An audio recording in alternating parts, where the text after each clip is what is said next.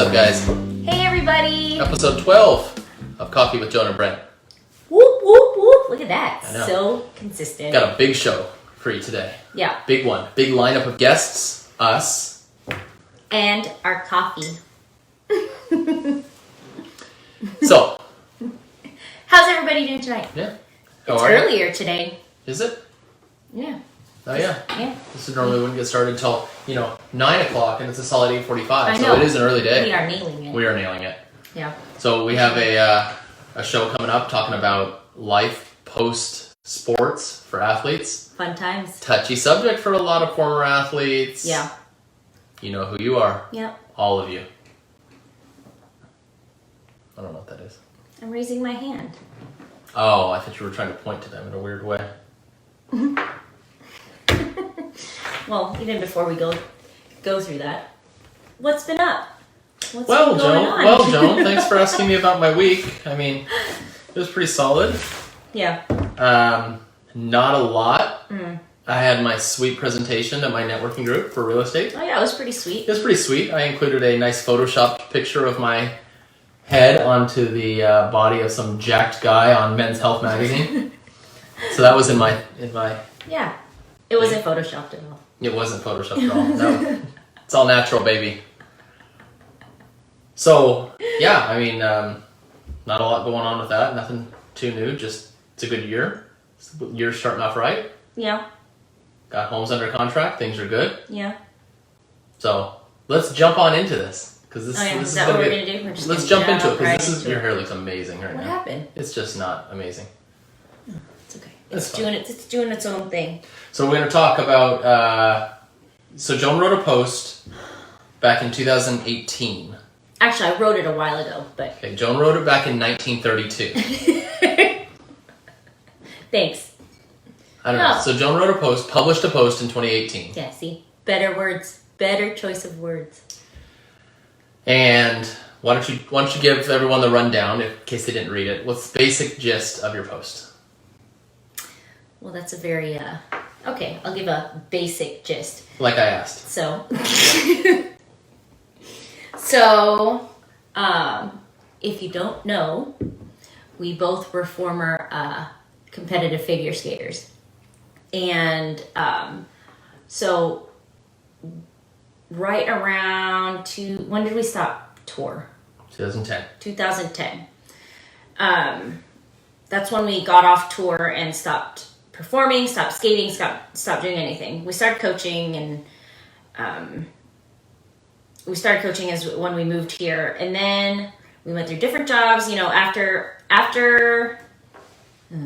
my goodness, my words aren't This is coming going out. great. So basically, the whole premise of the thing is how an athlete feels once they get out of the sport. That's the overall thing, Okay. and the trauma and the emotions that they have to deal with. He was That's going what I back was looking generic. for. I was looking for something very short. Okay, now we can get into it, right? Yeah, there you go. Okay. Yes. So life post athletics, after you've dedicated, I don't know how many years into, You dedicated more than 50% of your life.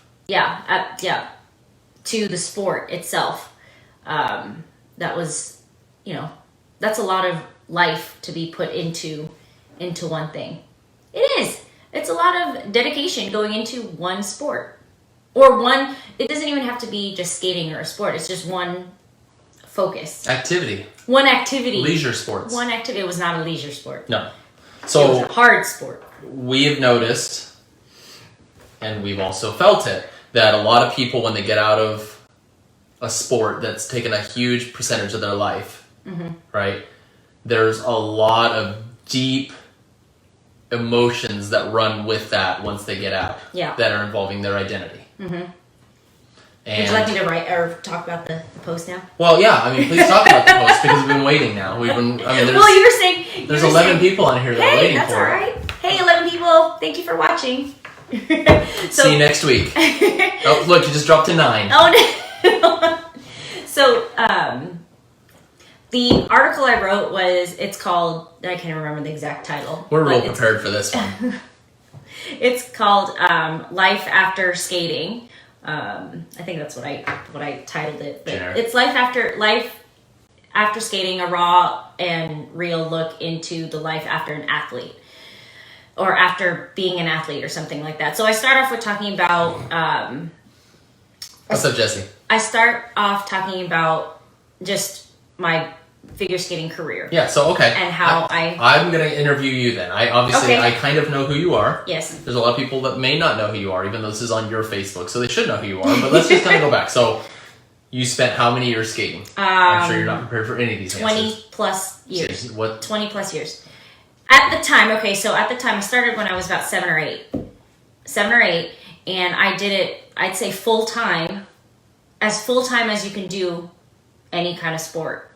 Until along with school, until like 2005. Yeah, something like that. Okay. Like competitively. Right. So, and I did it. All we did was skating, school, skating. Every day, skating, school, skating. So. But skating, then you went on tour and coached too, right? So it's been a huge part of your life. Yeah. So from 1993 till 2019. Yeah. Right? But really the part though that you're talking about isn't so much the coaching part, but it's more of the as an athlete. competitive So part, that would be from the training, from 8 years old till 22. Sure. Okay. Yeah. So more than half your life. 23. Yep. And that was a lot of time. I mean, even the times when you were not on the ice, you were training off ice. You were doing ballet. You were doing weightlifting. You were doing, I wasn't. You were doing Pilates. You were doing all of these classes to dedicate to skating or to whatever sport that you're doing. So you're spending a lot of time just focusing on that sport. Right. And so you're living that life for more than half your life. For lack of better, I think you said life a lot. Better words. I did. I don't want your life. Because it's important. So you've got kids, because in America, America's a very sport-centered world, right? So people start sports at a really young age, with a lot of people having the dream of being a pro athlete, right? I mean, I did. You did. Yep. Right? I mean, I'm sure everybody has it for different reasons. Yeah. Right? Like, yours was probably to be, a superstar or whatever. Mine was the money that came with it. Mine was to go to the Olympics. Right. But I could have cared less about the Olympics if it didn't have the paycheck that came with it. Yeah. Right? That's what was important to me. Yeah. Also known as doing it for the right reasons. Right? That's all right, but I mean, you gotta wanted get that cheddar. It's not necessarily a terrible thing. No, but that's why I did it, right? So you've got these kids that start at a super young age, and they're already immediately, if they show any promise, they're thrown into a level of imbalance. Yeah. Right? Hyper focus into skating. You are now just a skater. Yeah, like once they get that first taste of success, there's like, oh, okay. Everything's skating. Everything's skating. And skating's a very expensive sport, right? And there's a bunch of people, I'd say the majority of people that are in skating probably can't afford to be in skating based on their family's finances. So it's already a sacrifice that the parents are going to make. And with that sacrifice comes intensity, right? Stress, maybe some guilt. Maybe some living vicariously through your children. Yeah, but I'm also going to say what's the term I'm looking for? Where maybe the parents are being a little bit unfair, taking things out on their kids because of the way they feel. They're stressed, and they're spending this much money on it, and they better get results, right? So you've got kids that are imbalanced from an early age, getting put into a sport, and if they don't have a good support system underneath them, then they're going to be living this high level of imbalance. And even if they do have a great support system, it's still imbalanced, right? But it's a necessary evil, because if you're going to be in this sport and successful, you need to be successful at a very young age in this sport. Yeah. Right? You're not going to be moseying in at 36 and saying, all right, now's my chance. Yeah. Right? For the girls, and it's actually gotten worse since you got out. Yeah. But girls needed to be damn good by 15 or 16. Now it's 13 or 14. Yeah. Right? So, and guys have a little bit longer shelf life. Let's see, Jesse says, how old are we? Half of my life. Well, I don't know. What am I, 83? I'm 36. You look great. I do look great. I just turned 35. Yeah. So, I mean, and based on years, like I started when I was 7 and I went until I was like 24. So, yeah, I mean, more than half your life. And so, I don't know, what the hell was I going with this? We're talking about... Just the imbalance. Yeah, I mean, okay, so, the age, right? Everything has to be done at an early age. Well, kids in general are not going to want to put in the work that's necessary to get that far. Like when you watch those Facebook videos that people share of their kids playing the piano, right? And these little Asian kids are sitting there like amazing. Yeah.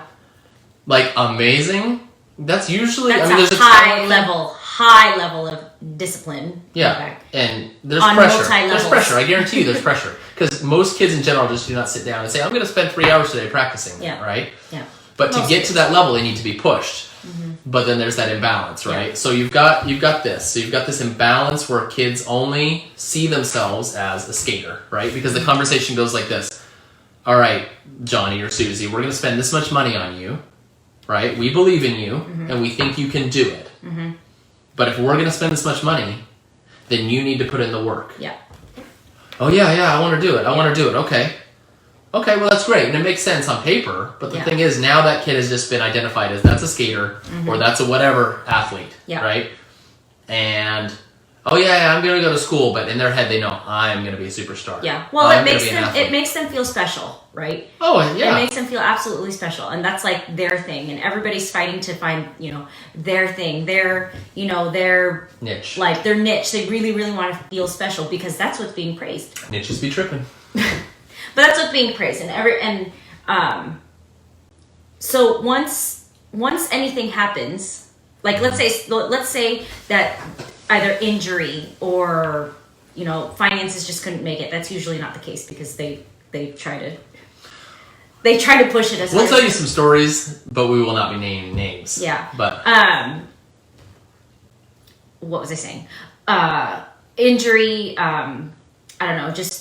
Just different things can pull you out of the sport, and you don't necessarily want it to, but sometimes you kind of have to make that decision. Okay, well, I guess I'm kind of done. Yeah, that or you just reach the end of your life in the sport.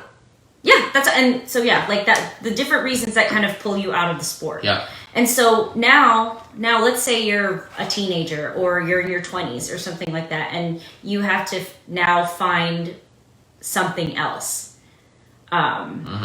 And that... Let's say in your 30s or your 40s. That is incredibly difficult if you never identified yourself as anything else. Yep. Because in your mind, you're trying to find a job or you're trying to find a career or you're trying to find something to say, hey, well, I don't know what to do because nothing is as fulfilling. Nothing is as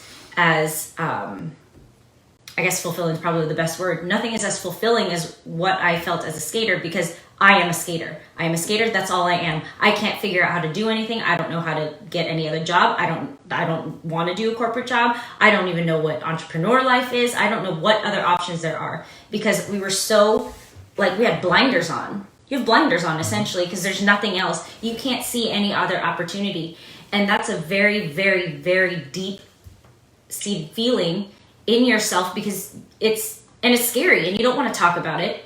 You don't want to say, because then you sound selfish, right? And you sound kind of, at least to me, I always felt bad because, it made me seem like I was jealous of a little bit jelly. other people's achievements. And maybe I was jealous, maybe I was a little angry at the fact that or there was regret. There was and you sit in that feeling for a really long time and it sucks because then you sit there for years even. Yep. Some people will sit there for years trying to figure out what the heck to do next. I had a coach that was not mine, not one of my coaches, but they told me one time, when you get out of the sport, when you get out of skating, just remember that you're no longer that special person anymore. What made you unique about skating, that's no longer you. And I used to think, oh, well, yeah, you're right. Yeah. But then I was like, no, that's a terrible way to look at it. Yeah. You're still you. You're still unique. Yeah. Just the one thing that you did your whole life, that's what you identified as, right? And I think the hard part, too, is that it's not that people weren't supportive. No. Because I had actually, in my, I guess, career as a skater, I had very supportive people, right? I had very supportive coaches, like who understood me as a skater, and my parents actually supported me because I went to school full time. They understood that school and education was very important, right? But there were still some aspects of it, of the fact that, you know, you were always doing that sport regardless of, you know, like you said earlier, even though sometimes you have like that support system there, it can still affect you later. It can still really, really affect how you function later. And those are kind of the issues that we want to try to talk about, because it, what is it? Yeah, you can have bad pauses. It's not. That make you not like the sport. Yeah. But yeah, it's not. I loved it. I loved the performance aspect of it. I liked doing it. I like, you know, there's a lot of it that I liked doing, and it sucked that I had to stop. But then like how as a coach, or how as a parent would you have to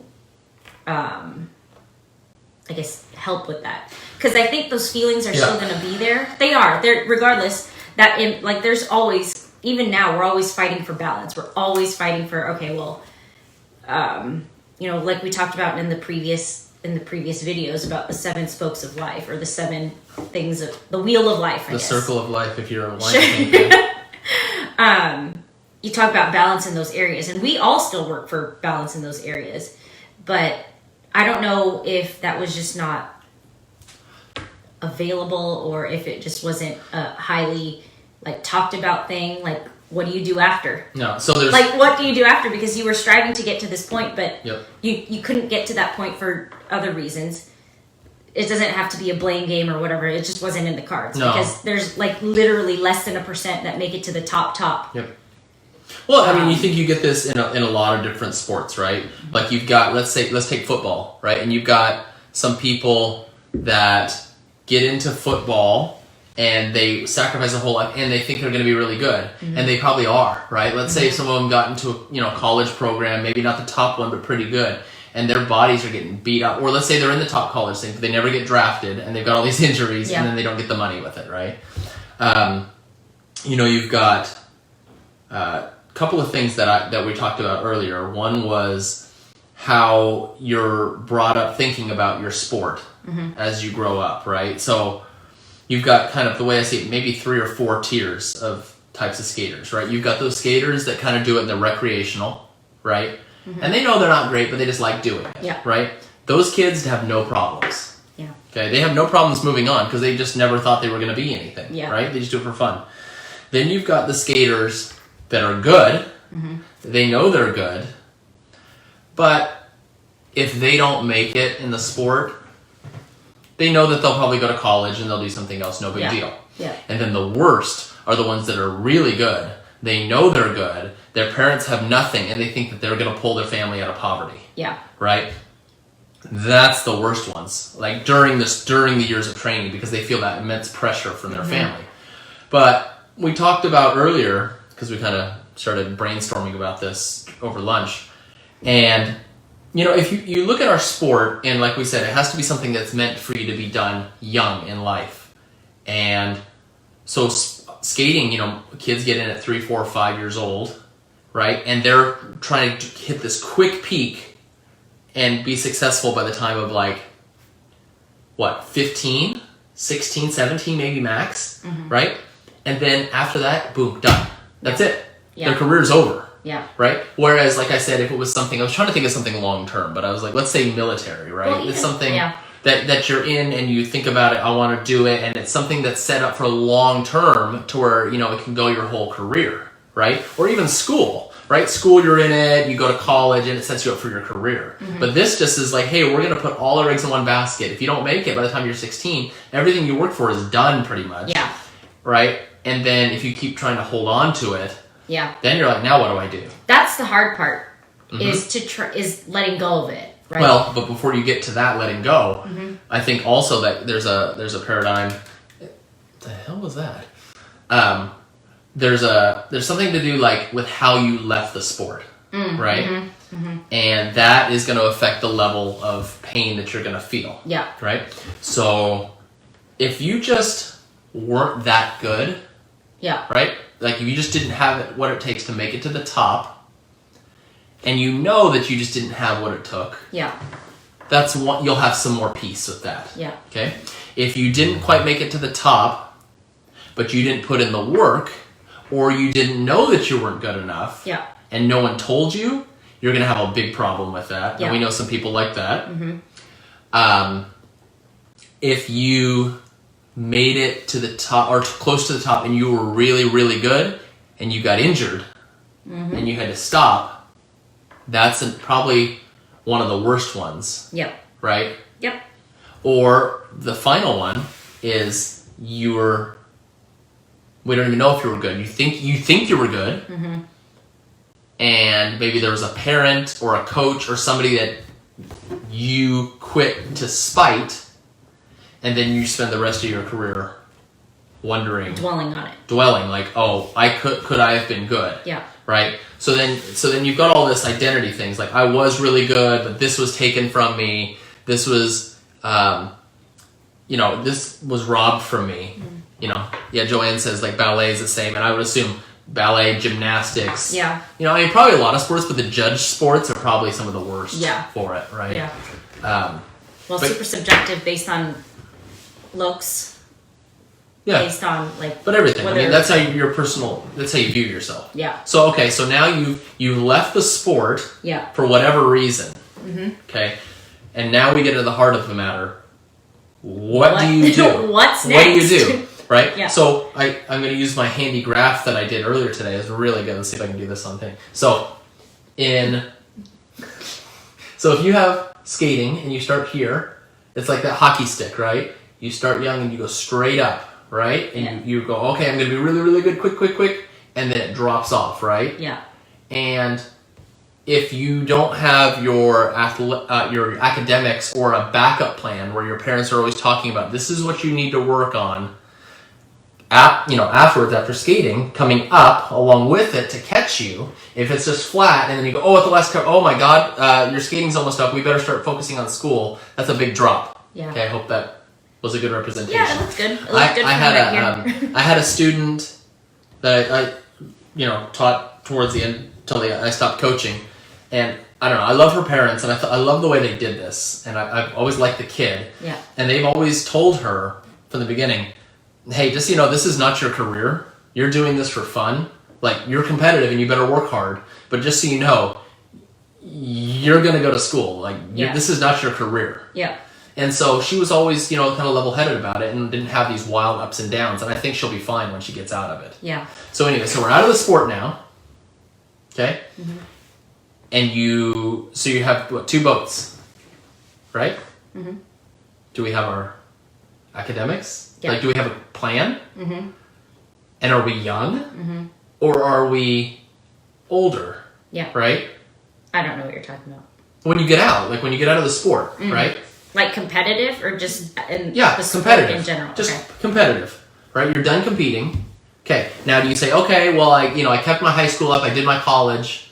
Okay, now it's time for me to get a job. And that's one thing. And, I can always go back and skate because that's fun. Do you say, or are you older, right? Maybe you went on tour, you went on a skating tour, and now you're like, okay, now what do I do? Right? I've always identified as a skater, and now I'm in my, 40s or whatever, 30s, 40s, 20s, even late 20s. What do I do? I didn't do college. Holy crap, what do I do? I guess I'll be a coach. And I think that's very common. I'll let you talk because I've been talking for like 20 minutes now. Well, I think there's different avenues people can take, right? And I think that's the message that I was trying to get to.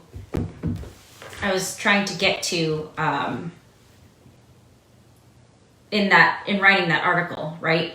Is that a lot of the times you'll feel very like almost empty, angry. You'll feel like all this regret. You're always thinking about it. You've always got like, oh gosh, it's like, but I don't know anything else. I don't know what, I just don't know. Like, I'm not even just talking about skating. I'm talking about just a sport, or again, like a folk or an activity that you did for so long. And that's painting. That was the crippling thing. Finger painting. The crippling thing that prevented me from opening up a lot of packages. Opening up a lot of seeing opportunities. Okay. Is I would dwell on the fact that I didn't get any further.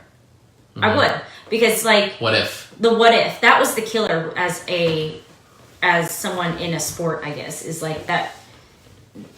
Well, you and I are lucky because we both have recognized that we were pretty good, but we weren't good enough. Yes, and I don't like, and again, like there's no blame. No, it's not really a blame thing, but it's still like those feelings are still like there. They still happen. But before, I would think about those, and I would get depressed, right? I would get like so.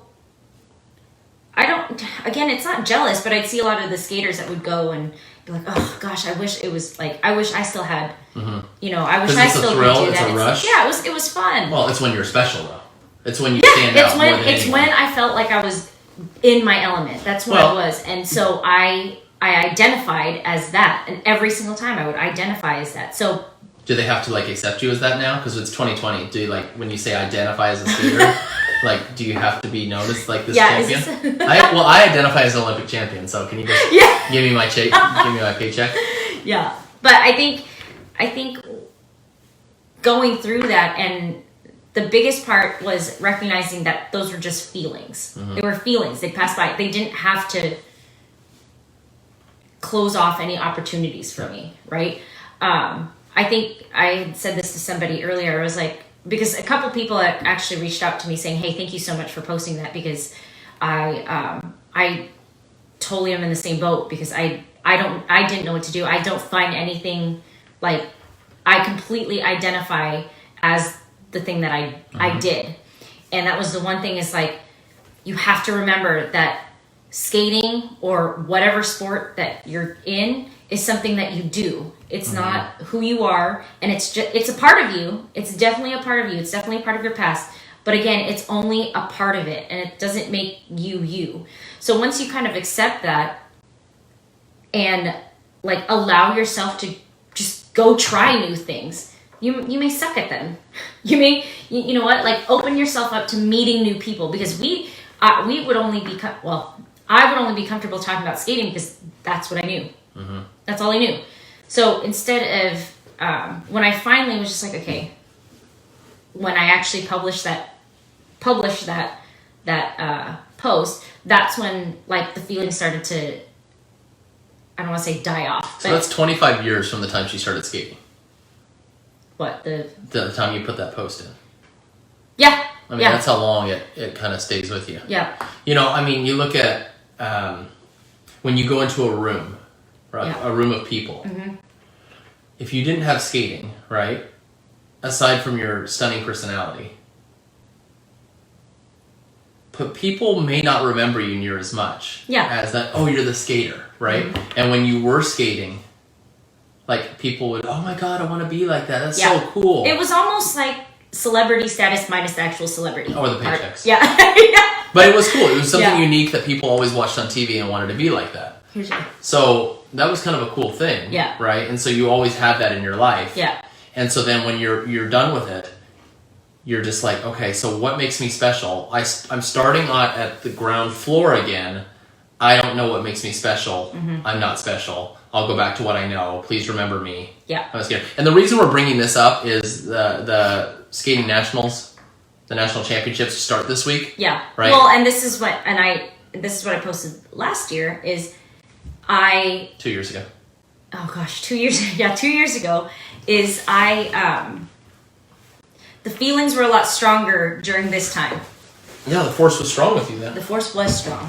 But the feelings would come back and you're just like, oh, I don't want to have to feel them again. I don't have to feel it. But after that was published and after I had written it out and I finally just shared it with somebody else outside of this guy right here, I guess the feelings didn't overtake me anymore. Well, like, once you realized everyone else felt like that too. Yes, you don't feel alone. So that was my hope in trying to publish that. And somebody had said I should publish again every year because it'll probably help other people too, which I'll be willing to You hit I'd that be share. willing to. You hit that I share hit that share button, but I'd be willing to share it every year if it can help somebody. Yeah. You know, I don't want to say get over it, but those feelings are going to come back. They're going to come back. It but comes they're back, but just it's always this time of year. feelings. It's this time of year with Yeah. national championships because you see people you know and coaches you know on TV. Yeah. And then like the Olympics are probably the worst, right? Yeah. Because that's when the attention's on it and Dreams. Well, people have those feelings of inadequacy, right? Like, Yeah. well, I'm not there. I could have been there. Yeah. And not calling people out or whatever because they're not trying to do anything bad. But this is when they start talking about, remember me? Remember I used to be in this Yes. because they're feeling inadequate for what they do. And it's not bad. No, it's not bad, but you can. You got to find your own value. Like you're a valuable person. Just because you used to be a skater, you made it that far, so you're damn well good at what you can do. Yeah. Enjoy what you had and move on. Yeah. And that's a hard thing, though. It's easy to say. Yeah. Right. I think it was fairly easy for me. Yeah. Easier for me than you. Yeah. But I mean, I don't know why. I think it's just how different personalities deal with it. Because I know I'm good at real estate, yo. Well, I like what I do. Like I like what I do, and but I think too.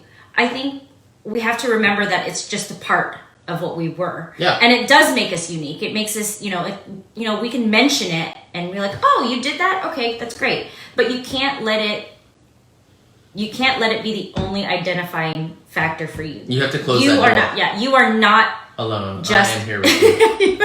you are not just a skater. You're not just a football player. You're not just a baseball player.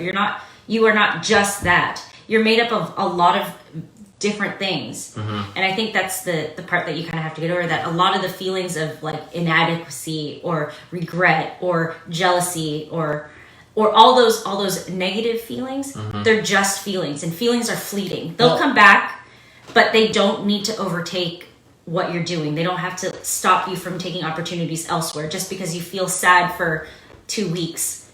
Right. Well, we're actually really lucky too that we're not like, say, maybe a former boxer or something that has like these, crippling headaches, and they don't have the glory, and they're still left with like brain damage, right? So we're really lucky we don't have that, right? Yeah. We just have scarred toes. Well, Scarred toes, messed up knees, lots of injuries. I've got a lot of back issues that I'm still dealing with. You sure do, babe. But they're getting better because I've been addressing them. But I think that the big takeaway is understand that it is part of you. Don't let it go away. Like don't dismiss it as if it was nothing. But just know it is part of you, and it's just a part of you. It's not all. There you are. Yeah, so just be proud of what you accomplished. It's a chapter. But so how do you move on? And then, so you let go of that, right? Yeah, what I said to somebody was, go out and meet new people. Seriously, go out, meet new people, figure out different ways to meet new people, and try different things. Well, if you made it pretty far in the sport, yeah, then there's something special about you anyways, right? Yeah. Like the longevity, the hard work, the dedication, and people are still going to find that. Use that as an opportunity, right? And I mean, a lot of people want to stay in the sport and do skating or do coaching because they love it, and because they love it, and that's if they love it, that's cool. Yeah. Love it. Yeah. Stay with that. Stay with what you love. Yeah. But if you're only doing it because that's what you know, well, because you think that's all you know, you think that's all you are, yeah, right? Then you're staying in it for the wrong reasons. Wrong reasons. Because if you're miserable, if you're there every single day and you're like, why am I doing this? That's just like for us, like staying in a corporate job and saying, oh, why am I doing this? Because you think that's all you know. Yep. But if you don't know. But if you... now you know. Now you... But, That's true. Kind of. What was I talking about? I don't know. I wasn't listening. That's good. I have LCD. Oh, goodness. Yeah, so, I mean, accept what you had. Yeah, accept what you had and understand that it is a part of you. Yeah, utilize it as an experience that you had before. What kind of experience, babe? What do you mean? I don't know. I'm just... Skating. I don't know. I have LCD. You clearly... stop. You clearly had enough like work ethic, enough talent, enough power to build yourself up. Getting tired? Oh my god. Yep. You had enough of that you had that power to build yourself up you can do it again elsewhere. It doesn't have to be in the same place. Nope. So you've done it before. You Yep. clearly have proven to yourself that you've gotten to a certain point. You could do it again somewhere else. Possibly, and more than likely, much better because now you have more knowledge. You're older. You've got different people that you know. Right. And it's possible to move on. Like I said earlier, the feelings are going to come back, but don't let it drown you. Yep. There's a lot of people, like, that we see. It's very hard for people that we're coaches Yeah. that want to leave to actually leave. Yeah. It is rare. Yeah. Rare. I can say in all the coaches that I've known in this area over the past few decades that have wanted to actually get out of the sport to go pursue other careers. Not that they hated it, but they wanted to do other stuff. I could probably count on one hand the amount that actually managed to leave. Yeah. Right? A lot of, I'm going to find something else. But there's a fear, right, of leaving what they know. The safety of the thing that is safe. Yeah. Well, it's the safety Lifeboat, life raft. It's what you know.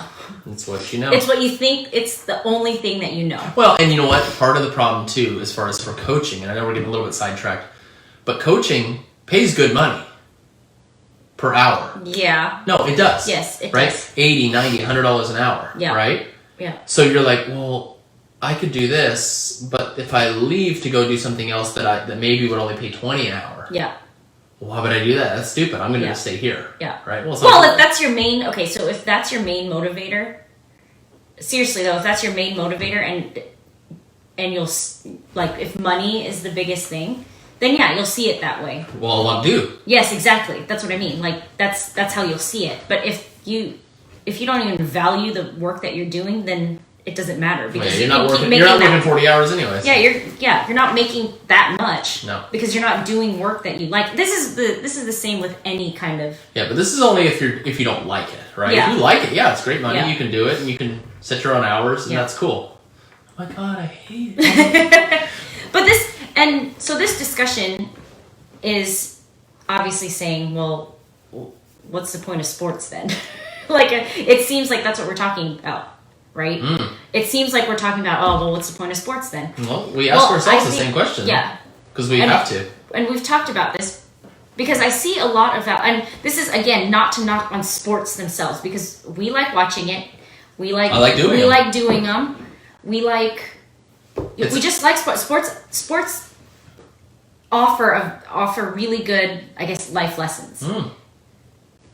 If balanced. It's balanced. Right, but if that's the hard part. There's such a lack of balance in the world in sports. Yeah. Such a lack. Yeah. So we go through this with Jack, right? Yeah. We're gonna put him in sports. He's already doing his little Brazilian Jiu-Jitsu class twice a week. It's so cute. Right. I just took him skating yesterday, by the way.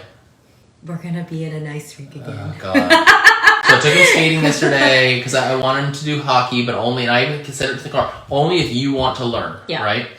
Because I want him to be in a team sport where he can learn to lead and, work with other kids in a social way.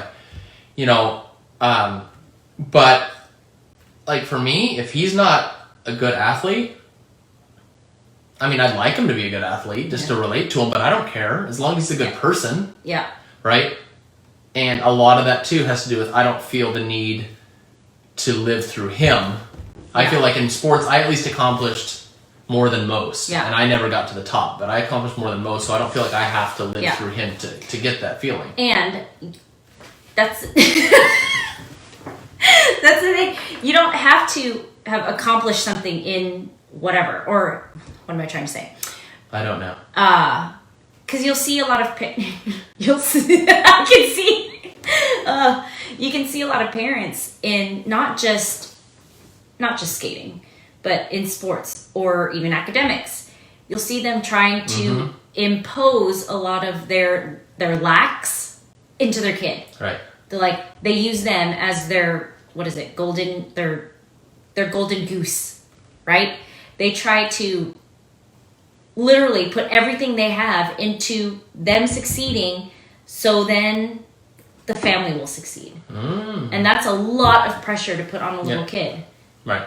And, or any kid, anybody. That's a lot of pressure to put on anybody. Right. So there has to be that balance. There's that balance. Right? They don't have to. But you see that a lot in Right. I guess sports, because sports is a very But that's what big we want to thing have. here. We want to have Jack do several sports, right? And I think that, I mean, this is uncharted territory for us, right? Because, you know, I only did one sport, right? I mean, I was a member of the 1989 Teenage Mutant Ninja Turtle soccer team. I participated in PE. Right. But for us, we only did one sport growing up, and we did that exclusively hardcore all the way through. So this is really uncharted territory. I mean, you'll find out from us in about 20 years if our kid turned out to be an axe murderer. But we're going to do several sports. We're going to do like 4 or 5, right?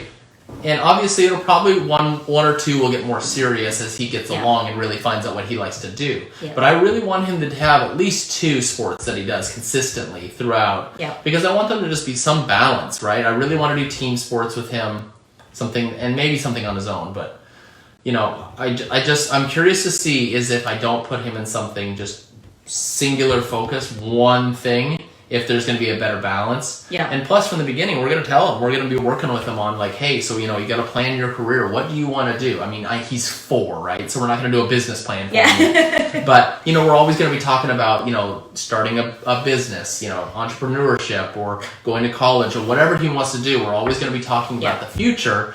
And, you know, would I love for him to be an NHL player? Hell yeah, I would love him to be an NHL player. Yeah, that'd be pretty cool. Is it going to happen? I mean, if you look at statistics, probably not, right? I mean, the odds are not great for him. Mm-hmm. If it happens great. But the main thing is that he has a good time. Optimistic. Well, you're also 5'1", so we'll see. But the main thing is, I mean, we'll support him if he wants to get to that. But I'm not going to be like, there's a chance. I'd say he's going to make all this money. He's, you know, my kid's going to be an NHL player. He's probably not going to be, but as long as he has fun at it and we're going to work on his career long term, then I think it's okay. It's healthy. Yeah. But if we just say, this is it, this is all you are, kid, you know? I think they just have to know, this is at I least want free tickets. This is what I see in, I guess, my years of coaching. Why do you say it like that? I don't know, because I feel so not old, but I kind of am. But I've seen a lot of the times, when the kid knows that mom and dad are going to support them no matter what. Mm-hmm. No matter what. Fail, choose a different sport, move 1,000 times. Drug arrests. Yeah. Actually, I don't even think it'll... But if they understand that they've got a good support system, why do you keep checking your phone? God, I just want to see if anyone's chatting with me. I'm getting Facebook messages. People are messaging me because I shared it. Mm-hmm. Mm-hmm. You're not interacting with the people. Oh, God. This is imbalanced right here. This marriage is imbalanced. What was I saying? I don't know. You were too busy worrying about my phone. No. You distracted me. No, seriously though. What was I talking about? Well, we're talking about, you know, the balance and as long as the kid knows you support him now. Oh, yeah. And I said drug arrests. If the kids know that mom and dad support them regardless of them winning or losing, they understand that they don't have to be perfect to be loved, essentially. Who was it? Don't say names. Okay. But if you can kind of remind me, who were the kid that we had this year? I don't even know if I was necessarily the coach. But remember, no matter what... Oh, it was... Actually, I will say her name. Whatever. Don't say her name. No, it's not bad at all. Yeah. But it's Alyssa Chan. Oh, yeah. So her parents were amazing, right? Like, parents were both very successful at what they did. Yeah. Which is, I think, is key. Yeah. And for her, like, if she didn't skate well, the parents were like, it's fine. Like, if the kid didn't qualify to make it to a later competition, the mom's like, oh, can we go on vacation now? And I was like, oh my God, it's so refreshing to see. Like, that kid's going to be fantastic. Well, because there's balance. There's support no matter what. There's support regardless of winning or losing. Right. I think the stress has to be more put on, I guess not stress. Stress isn't a good word. The emphasis should be put more on the work ethic or the...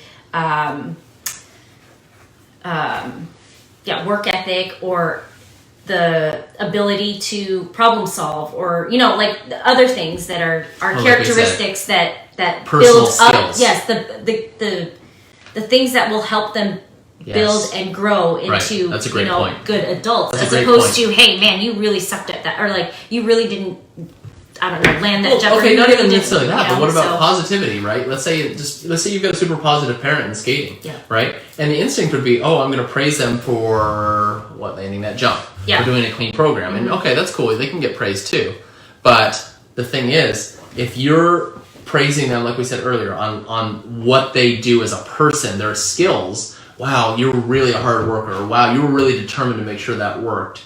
Or you're, like you said, you're a good problem solver. You really, were responsible here. Or boy, you really, figured that out. Yeah. Those are skills that they're going to take with them, and they're going to build on that. Because if you're only telling them, oh wow, you're great at jumps, you're great at spins, you're great at programs. Well, once that's gone, like, what am I great at? Yeah. Right?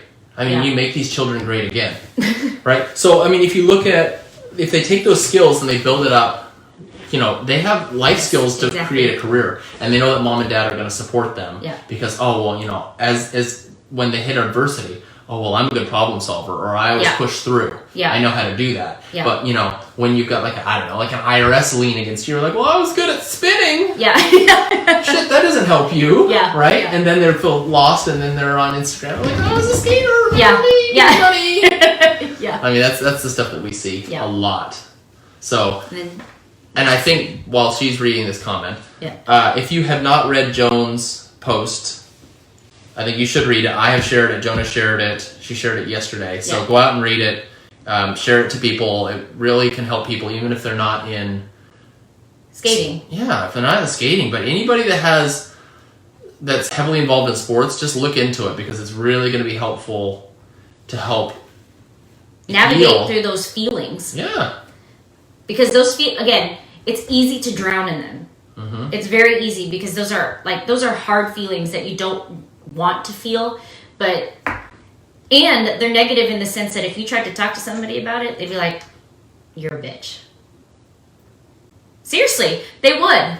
They would say something like, oh, well, you're just like, you're a bitch. Jealous. Yeah, essentially, because it's not if they can't relate to it, though. But if they can't relate to it, if it's not a former athlete or a former skater or something like that, a lot of times they can't relate to that. Yeah. So like these feelings that you say, like people they hold on to them. Mm-hmm. So that's why when you posted it 2 years ago, when you posted it 2 years ago, like Charlie White, the Olympic champion, shared it and wrote a whole thing about it. Yeah. Right. And then I think Meryl wrote an article very similar to it. It's very which is crazy, because they did a hell of a lot better than we did. And they're great people, too. They're amazing people. Yep. You knew them more than I really did, but they kicked my ass annually. Every competition. But that was... no, but it affects all of them. It was almost like, oh, well, you know what? Even at the top, like, even at that level of success, there's still those feelings of, okay, well, what do I do now? Like, it's you feel alone. You feel alone in your feelings, but I think because people don't talk about them, that's why we feel alone. So it was my hope that by sharing it, and hopefully, like it being shared, people will know that they are not alone in that, and they can be more open about talking about it. Right. So that was 2 cents right there. Cool. So that covers that topic. Yeah. Real quick, we're still planning to do a big trip sometime this year between the two of us. Mm-hmm. We'll probably take Jack. Yeah. We still haven't taken our 10-year anniversary trip from last year. So we're still trying to figure that out, and we need suggestions. We want to do something tropical. We're probably going to have to take the kiddo. So we're going to need to play something that's kid-friendly. Probably 2 weeks. So we need suggestions. We're thinking maybe Thailand. Yeah. You need suggestions? Put them in the comments. Yeah. Someplace to go for a couple weeks. Because that'd be awesome. Yeah. Yeah. I need the beach. I mean, look at this. Jesus Christ. I need like some sort of Well, you're really close to that light too. So it's Is it this light that's hitting me? I think it might be. Oh, look at that. Yeah. You know what? It's my fault. There we go. I'm so much better. All right, start the episode over. Welcome to episode 12. What was the other thing that I was going to talk about? I don't know, Joe. It had to do with It wasn't just like, so Oh, we're back. How- We're back. yes, sorry. I wanted to bring it up because it was an interesting question that I had. That is so interesting. how as parents or how Yes, as Vesta. Oh, Dominican? Yeah, we've heard about that. Like Punta Cana is supposed to be pretty nice. Okay. That's Spanish for Punta Can. Right. Nailed it. Your hair looks good. I know.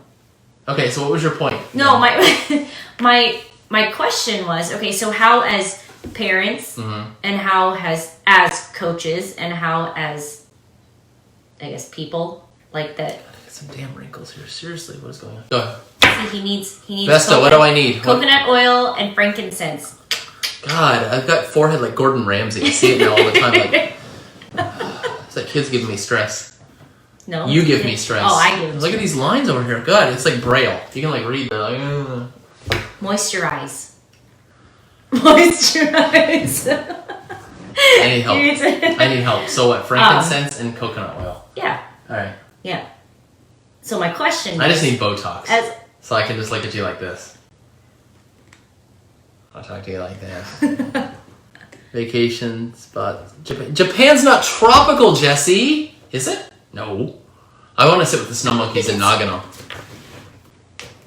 Thailand, yeah. Spain was awesome. Portugal. I can't see the rest. If I click that, it'll screw up. So we'll look at the comment later. Is Japan not tropical?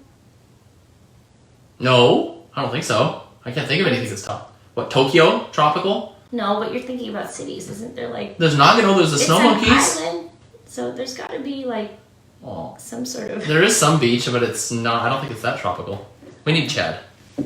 Yeah, Chad! What was the point you're making? I Damn don't know, it? you kept interrupting, so I... Well, I'm sorry, so my I'm wrinkles. talking about the thing. My stress wrinkles. Yeah, go like this.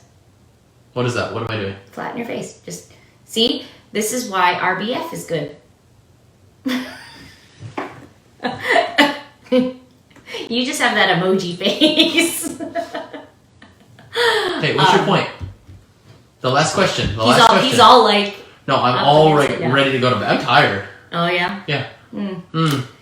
Um, Yeah, Costa Rica. Vesta, what do I need for my forehead? I already told you. Okinawa. Well, yeah. That is actually... Oh, see?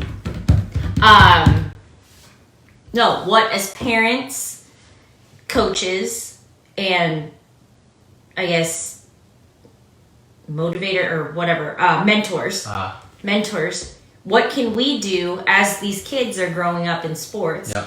What can be a better, what can we do to help better prepare the kids that are currently in sports and help them exit a little bit easier? Well, I Joan. guess. Well, Joan, if I were to be a mentor, coach, parent, which I am, and am, I would say take your kid and take a real step back, right? Yeah. Pinch and zoom out on that world of theirs Yeah. and make sure they look at the timeline of their life and realize that, you know, if they're going to live, you know, the current lifespan, they'll probably be like 100 years old, right? Yeah. Skating, maximum is a quarter of their life. Yeah. Maximum. But it's probably going to be more like 10% of their life. Right? So don't screw up your whole life just thinking of that. So thank you, Vesta. Thank you, Vesta. Hashtag truth. So anyways. Suka. Alright. Anyway. So zoom out on the life. Look, you know, it's a small percentage of your life. Yep. Right? So It's a very formative time of their life. So, but just realize they have a lot going for them later. So think about long term. What's their career plan going to be? Right? Like, do you have school set up, or do they have like a career? Do they have something that they want to work towards? What are the plans for when they're 30, 40, 50, 60? Yeah. Right? And you got to work from there, and then just encourage them. And if they're not good, or they don't like it, or they don't want to put in the work, put them in something else that they want to put the work in There's for. so many options. There's so many options here, and I think I was trying to explain this to, we were talking about this in the car. About how sometimes, because the opportunities are pretty much like endless here, that it almost feels like you're at the Cheesecake Factory and you're looking at that menu. He's not even paying attention to this. I am listening to it. You're at the Cheesecake Factory and you're looking at the menu. I know. But you're looking at the menu and you can almost be overwhelmed. No, I'm just looking at the fact that you're thinking about food again. What? So? Food is good. Makes me happy. We connect over food. People connect over food. Even in different cultures, they all connect over food. Right. What's the one thing that people like to talk about in their culture? Politics. Their food. Oh, yeah, right. No, their food. They That's connect over their food. Okay, so. Anyways, okay, so what were we talking about? Oh, the Cheesecake Factory. The Cheesecake Factory menu.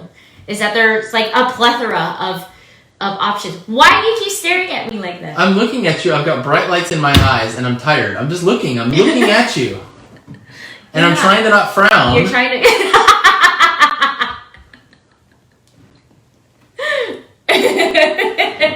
See, you're not going to have crow's feet. You just have wrinkles. I do have crow's feet, though, because I smile a lot. I'm so happy. I just have an RBF all the time, so that's what You do have RBF. Like... But, yeah, I think that's the hard part, too, is they have so many options and they don't know which direction to go to. So you kind of have to help them navigate, like help them figure out like what strengths you see in them. Mm-hmm. And kind of cater to the... Why do you keep... I'm not doing anything. I'm just watching you. I'm just tilting my But head that's back. not how you are. You look like a dog. I was just wondering, though, like, if I'm just trying to, like, interact. Like that chick in Jurassic Park. The extra. And watch out. What?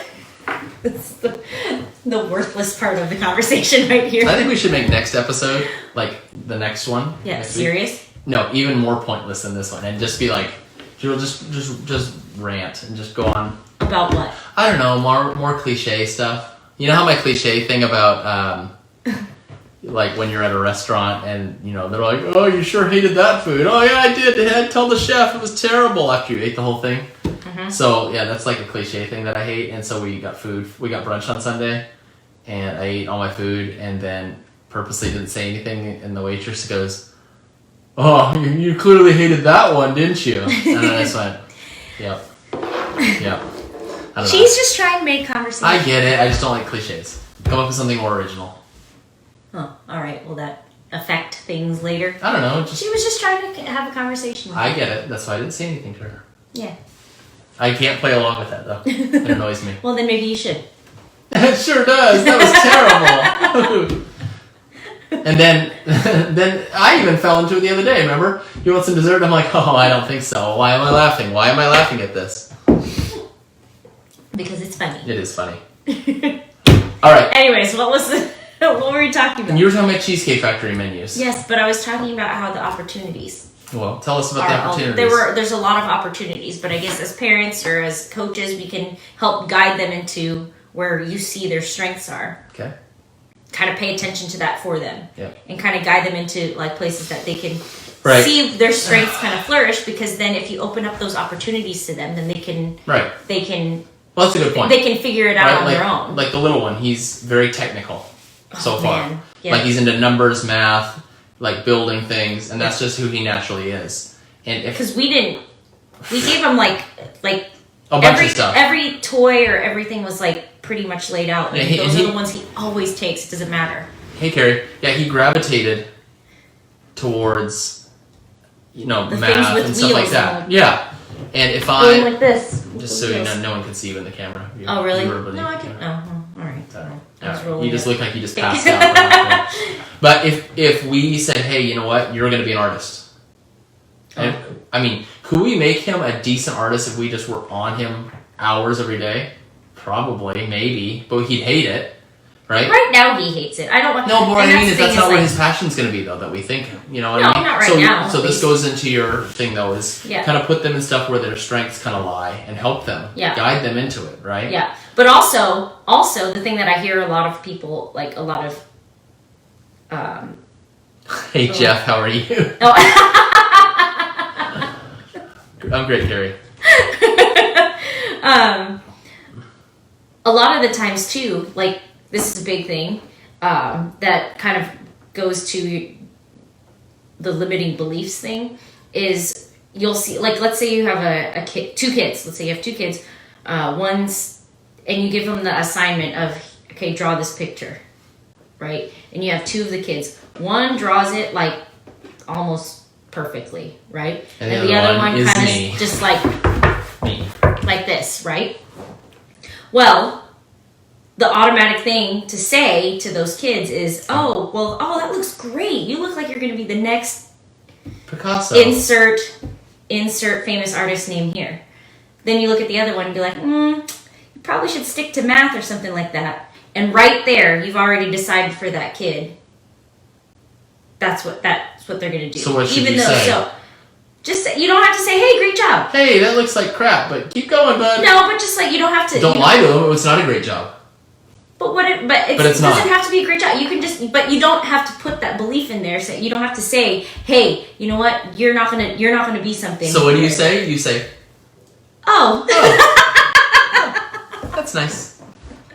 And then into the shredder. Or you could just say, hey, looks like you did your own art there. Wow, went a little wild, did we? Yeah, cool. But you don't have to like limit their you don't need to do that. Like, you don't have to be. No, they'll realize that they suck at art pretty soon on their own, right? But let them come. Let them come to the conclusion. You don't have to put that belief in there because that goes into the right. Just like everyone, has always been like, "Oh my God, you're such a fitness model," and I was like, "Why do you guys keep putting me in these labels?" Pop up my chest. Everywhere I go, fitness model. But that's the same. But that's kind of like one of those things is don't limit their beliefs at the beginning. Mm-hmm. Like be a little bit more open. But that also goes to don't stick them in one thing, and then if you decide that that's their thing that they're going to do. Yeah, that's the thing. If you decide, not them. But here's the thing too. They don't know at the early age. No, but if they're going to choose to do something, then we completely understand. Like you've got to put the work into it because again. But that's the other thing. I'm out of the frame. I'm out of the frame. Don't mind me. But that's the thing we were talking about, though, right? Yeah. So what if they don't put in the work? Yeah. Okay. And because it's like for us that's I get it because we paid for I get it. So and for us that's like taboo to say, right? Because we've always been like, we'll support you no matter what. But if you're gonna do it, you better work hard, right? But I think my point is my point is if they want to be there and they say they want to be there, then work your ass off. Why? Because if they are expecting, because I think it's more of the attitude thing. If they are expecting to be a champion, if they're expecting, I need to be a champion. I think that's where it is. Yep. If they're expecting to win, or if they are expecting to get something out of it, but they don't realize. Okay, so let's say they have a competition coming up, and you don't, and they're like, oh yeah, I'm gonna win this thing, right? And you just know they're not working. So what's the harm to just letting them not try and let them get their ass? No, there's not a problem that. Why do you keep? Because you keep extending the hand to me. Because I'm going like and this. I feel like I'm proposing to you again with the other hand. But I think there's it's not us that we're telling them to work hard, but if they're complaining about something, saying, "Oh, we don't," it's not. I guess it's not. You have to not take it personally if they're not working hard.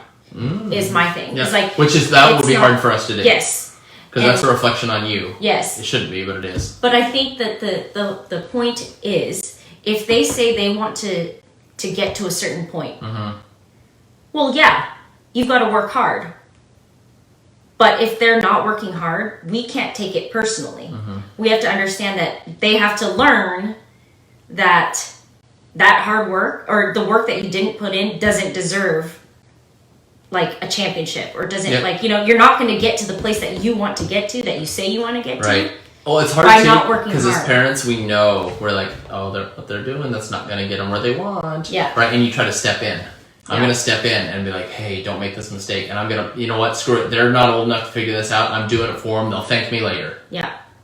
Yeah. That's probably the most common thing out there. Yeah. Right? I know it's kind of straining things right now, but they'll thank me later. They're not going to thank you later. Yeah. They won't get that. Well, because then they don't know what to do. Yeah. That's the thing that we see. Like, and I think, too, we had coached. I think we coached for a certain amount of time to where we got to actually see someone from that point to the end, or like to like the exit of skating. I guess, or no, just like little kids, and you see them kind of older. Like we've gotten to a point where like that time you can see frame, their entire career go. Yeah. To where what was my point? I saw you. Well, I mean, I say we're trying to step in. Oh, yeah. You kind of see how if you do everything for them, they're not going to know what the heck to do after. They just don't know. Like, they don't, because they were never taught to, or they never learned how to do it themselves. Well, they never made those mistakes on their own. Well, or the self-starting. You know, they don't work hard on themselves. Like, we see, there's been a couple instances, this little girl who's insanely talented when mom was there, and mom would be screaming at her, pushing her very, very hard to get her there. Yeah. And on the other side, that kid wouldn't have been as good had that mom not pushed her that hard. Yeah. But when the mom wasn't there, lazy, not going to do anything. Yeah. And you're like, and then the kid ended up quitting. But you just know that, well, that's not the right formula, right? That kid probably wasn't into that sport. Yeah. And how, this is a totally different conversation, but how hard is it when you say, okay, so far we've already invested like $200,000 into this, you're not switching, right? But it's like, cut your losses and move on to something else. They still learn something good, right? But don't keep them going if they don't want to do it. I think that's a whole not dwelling in the past type thing. That's another show as far as being a parent of an athlete. Yeah. All right. I mean, we can talk about it being, parents of a 4-year-old who does jujitsu probably once a week, if at best. I think that, this is, I'm just going to keep this here. I think this is from,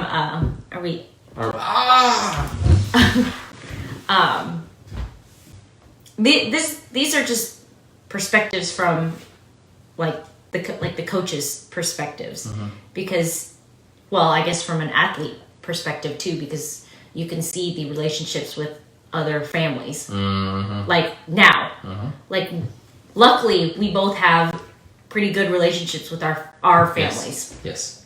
But you don't see that with some of the. You don't see that with some of the. I don't know what you'd call them, colleagues or people we kind of grew up with. Tanya Harding. Oh, but you don't see that with some of the people that we kind of grew up skating with. Yeah. And it's sad because those are the relationships that should be sticking. Yep. After the sport or after the thing, but it can break it. So it's such a fragile relationship already. It's more important than anything. Then don't worry about sports if it's going to ruin your relationship with your kids. And you see it all the time. You see it all the time. Like, they will literally do anything, and it's not just like, do what it takes to win. No, it's like they will do anything. Yep. Like, they will bypass a lot of bad things. Yeah, they'll let the morals go and everything just to be able to say, oh, my kid's a superior athlete. And the way skating is, a lot of times if they make it so far, well, they're still going to end up being coaching at the end, right? So so they're back in the same boat as those that didn't quite make it, and then now they hate their parents because they had this horrible relationship. It's so terrible, and I don't. That's the bad side. So let's end on the good side. That's another episode. What, ending on the good side? The good side. What good side? To sports? No, just... I don't know. I think it makes it unique. No, I mean, it's unique. I think I learned quite a bit from it. And, Oh, totally. I learned quite a bit from it. I met my hot wife in the sport. Well, there's a lot of amazing things that come with it. Yep. But I think there's a lot of amazing things. I don't want to, dwell on the terrible spots, but that was kind of the topic. No, well, that's what the conversation. Yeah. Today was talking about the dark side of it. Yeah. Right? And how it affects you after you get out. Yeah. But yes. But there's a lot of amazing things that you Fitness, time management. Yeah. Stress management, exercise, just for your career. You can have great relationships coming out of it. There's a lot of great things well, that's why 100% we're putting our kid in sports, right? Yeah. But we're going to make sure it's balanced. Yeah. You see this fast forward to me 6 years from now, I'm screaming at her. Right? But, I mean, we don't want to be like that. No. And of course, we're not perfect. We were not perfect coaches. We were not perfect athletes. We were not perfect. I was definitely not a perfect athlete, for sure.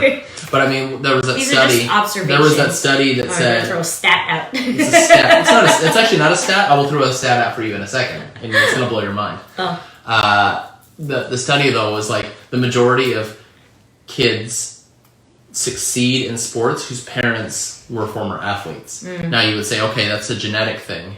And there's probably a good portion of that, but it's also that athletes know how to parent their kids in athletics. They just know what works and how to be treated. Ready for the stat? Not related at all to what we're talking about, but it's about the fact that I'm about ready to go to bed. Guess how much sleep the average American gets? 5 hours. 5.5. Oh, yes. The average American gets 5.5 hours of sleep a night. Not enough. Yeah. What is an average adult supposed to have? About 17.5. No, I mean, it's 8 to 9. 8 to 9. Yeah. So, I mean, you figure you're getting almost half of that. That sucks. Yeah. So, get some sleep, people. Get some sleep. Get some sleep. So, parents of athletes, watch this episode. Yeah. Rewatch it. Former athletes. Watch this episode. Share it, guys. Yeah. It'll really help some people, but it'll just kind of help navigate if you've got skaters, once they're done with the sport, it'll help kind of navigate what they're going to be feeling when they're out. So, watch this episode. It'll be on here. And they're not going to want to talk about it. Nope. So please just share it so they can read it. This will be on Facebook, or it's on Facebook already. It'll be on YouTube. I say tomorrow. We'll see. Probably tomorrow. That's good. All right. So thanks for watching. Hey, Kaylee. Peace out. Bye, Kaylee.